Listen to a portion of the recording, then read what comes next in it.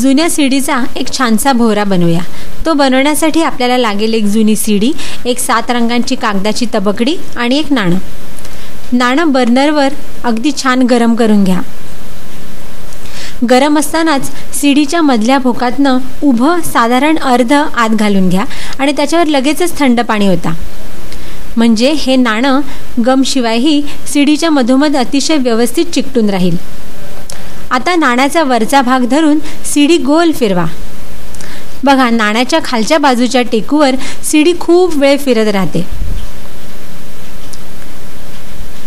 आता 7 रंगांची कागदाची तबकडी घ्या आणि त्याच्या खालच्या बाजूला गम लावून ही तबकडी अलगदपणे सीडीच्या भोवऱ्याच्या वरच्या बाजूला चिकटवून टाका।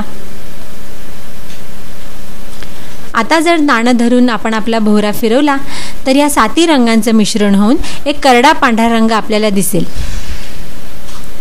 असा आहे आपला हा सुंदर जुन्या सीडीचा भोवरा। जुन्या सीडीचा याहून चांगला उपयोग तो कोणता?